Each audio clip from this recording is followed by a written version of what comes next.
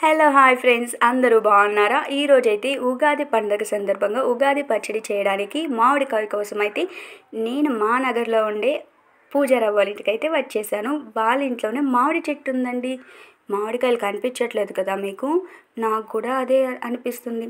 దూరం నుంచి చూస్తుంటే పచ్చని దట్టమైన ఆకులు ఆ కొమ్మల్ని కాయల్ని కప్పివేసేసి ఒక పచ్చని చీరని కప్పుకున్నట్లుగా అనిపిస్తుంది.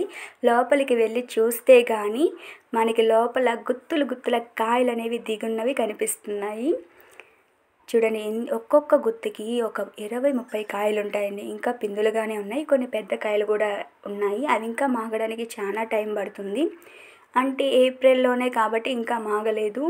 ఇంకా మార్చికి వచ్చేసరికి అన్నీ కూడా పాకానికి వచ్చేస్తాయి. ఈ లోపల ఈ బ్రాంచెస్ ఉన్నాయి, కొమ్మలు.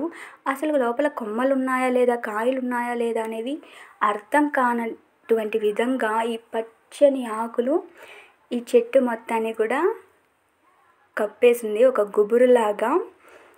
నాకు అసలు ఈ చెట్టును చూస్తుంటే నాకు ఒకటి గుర్తొస్తుందండి. మా మమ్మీ చిన్నప్పటి నుంచి చెప్తూ ఉండేవాళ్ళు, మీకు చెప్పేస్తా వినేయండి. ఆకాశం అంత పెద్ద చెట్టుకి సూర్యుడు చంద్రుడు అనేటటువంటి 66 కొమ్మలు ఉండేవటండి. ఆ 66 కొమ్మలలో ప్రతి కొమ్మకి కూడా నక్షత్రాలని కోటి పూలు పూసేవంట. నాకు ఆ సామెత ఈ చెట్టును చూస్తే నిజమే అనిపిస్తుంది. అది సామెత అని చెప్పలేము, ఒక పాటని చెప్పలేము. అది పాట రూపంలో మాకైతే వినిపించేవాళ్ళు.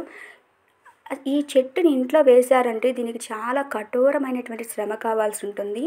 ఎందుకు అంటే ఒక చిన్న మొక్కగా వేసినప్పుడు అది చెట్టు అయ్యి చెట్టు నుండి మానైతే కానీ మనకి ఆకులు, కొమ్మలు, కాయలు అనేవి రావు.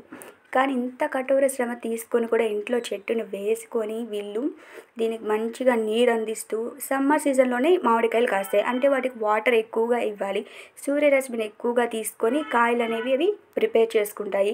అందువల్లే వీటి ఆకులు చాలా పచ్చగా ఉంటాయి. అందువల్లే ఒక పచ్చని చీర దుప్పటి మాదిరిగా కప్పుకున్నట్టుగా అనిపిస్తుంది. మామిడికాయ అయితే తీసేసుకున్నాం. ఇక్కడ ఇల్లు చూడండి, ముగ్గులతో కలకలలాడిపోతూ ఉంది.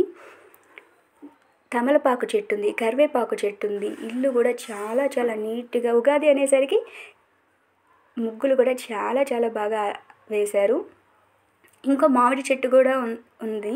ఇప్పటి వరకు నేను వర్ణించినటువంటి వర్ణన అతిశయోక్త అలంకారమా, స్వభావోక్త అలంకారమా తెలిస్తే కామెంట్లో మెన్షన్ చేసేయండి.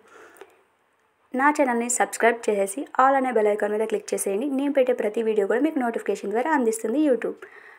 నా long video and short video డిస్క్రిప్షన్లో remaining short videos and long videos అయితే లింక్స్ అయితే ఉన్నాయి. డిస్క్రిప్షన్లోకి వెళ్ళి చెక్ చేసేసి చూసేసేయండి. నచ్చితే లైక్ చేయండి, షేర్ చేయండి, కామెంట్ చేయండి. ఉగాది పచ్చడి కోసమని మామిడి చెట్టు, చింత చెట్టు, వేప చెట్టు దగ్గరికి వెళ్తున్నాను.